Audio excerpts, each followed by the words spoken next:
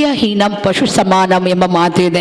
ವಿದ್ಯೆ ಕದಿಯಲಾರದ ಆಸ್ತಿ. ಆದರೆ ನಮ್ಮಲ್ಲಿರುವ ಹಣ, ಆಸ್ತಿ ಇದನ್ನೆಲ್ಲ ಯಾರಾದರೂ ಕದ್ದು ಹೋಗ್ಬೋದು. ಒಬ್ಬ ವಿದ್ಯಾವಂತ, ಒಬ್ಬ ಅವಿದ್ಯಾವಂತರು ಇರ್ತಾರೆ. ಇದೊಂದು ಸಣ್ಣ ಒಂದು ಉದಾಹರಣೆ ಮೂಲಕ ನಾನು ಹೇಳೋದಾದ್ರೆ, ಒಬ್ಬನಿಗೆ ಪರಿಸ್ಥಿತಿಯ ಒತ್ತಡದಿಂದ ಕಲೀಲಿಕ್ಕೆ ಇಷ್ಟ ಇರುವುದಿಲ್ಲ. ಹಾಗೆ 8ನೇ ಕ್ಲಾಸಲ್ಲಿ ಅವನು ಸ್ಕೂಲನ್ನು ಬಿಡ್ತಾನೆ, ಅವನಿಗೆ ಸ್ಕೂಲಿಗೆ ಹೋಗ್ಲಿಕ್ಕೆ ಬೇಡ ಇರ್ತದೆ.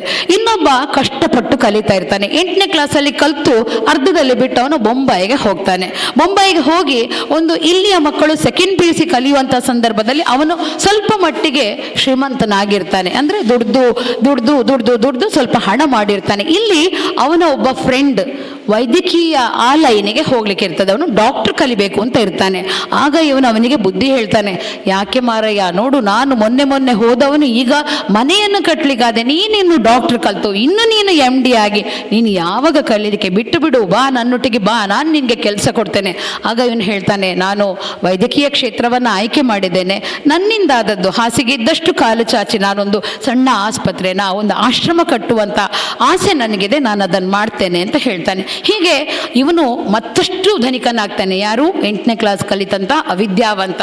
ತುಂಬ ಗಾಡಿ ಬಂಗ್ಲೆ, ತುಂಬ ಶೇರ್ಸ್ ಎಲ್ಲ ಅವನಿಗೆ ಇರ್ತದೆ. ಇಲ್ಲಿ ಇವನು ಡಾಕ್ಟರ್ ಆಗಿ ಅವನ ಪ್ರಕಾರ ಒಂದು ಆಸ್ಪತ್ರೆಯನ್ನು, ಒಂದು ಆಶ್ರಮವನ್ನು ಅವನು ಮಾಡ್ತಾನೆ. ಇಲ್ಲಿ ಇವನಿಗೆ ಮದುವೆ ಆಗ್ತದೆ. ಯಾರಿಗೆ? ಧನಿಕನಿಗೆ ಮದುವೆ ಆಗತ್ತೆ, ಮಕ್ಕಳಾಗತ್ತೆ. ಹಾಗಿರುವಾಗ ಅವನು ಅವಿದ್ಯಾವಂತ ಆದ್ರಿಂದ ಒಂದು ಸೆಕ್ರೆಟರಿಯನ್ನು ಅವನು ಇಟ್ಟಿರ್ತಾನೆ. ಇಲ್ಲಿ ಆ ಸೆಕ್ರೆಟರಿ ಇವನಿಗೆ ಮೋಸ ಮಾಡ್ತಾನೆ, ಇವನ ಆಸ್ತಿ ಎಲ್ಲ ಮುಟ್ಟುಗೋಳಾಗತ್ತೆ. ಇವನ ಆ ಒಂದು ಚಿಂತೆಯಲ್ಲಿ ಇವನ ಹೆಂಡತಿ ಕೂಡ ಸಾಯ್ತಾಳೆ.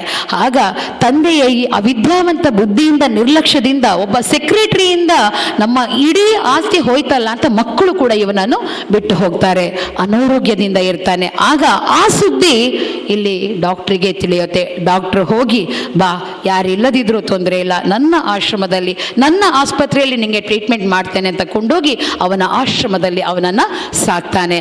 ಆಗ ಇವನಿಗೆ ಬುದ್ಧಿ ಬರ್ತದೆ, ನೀನು ಕಲ್ತಿದ್ದಿ, ನಾನು ಅವಿದ್ಯಾವಂತನಾಗಿ ಮಾಡಿದ್ದೇನು, ವಿದ್ಯೆಯನ್ನು ಯಾರು ಕದಿಲಿಕ್ಕೆ ಆಗುವುದಿಲ್ಲ ಎಂಬ ಪಾಠ ನಮಗೆ ಅದರಲ್ಲಿ ಇರುತ್ತೆ. ಆಸ್ತಿಯನ್ನು ಯಾರು ಬೇಕಿದ್ರೂ ಕೊಂಡೋಗ್ಬಹುದು, ಆಸ್ತಿ ಒಂದು ದಿವಸ ಹೋಗ್ಬಹುದು, ಆದರೆ ವಿದ್ಯೆ ನಿರಂತರವಾಗಿ ಇರುತ್ತದೆ ಎಂಬ ಪಾಠ ನಮಗೆ ಅಲ್ಲಿ ತಿಳಿಯ ಸಿಗುತ್ತದೆ.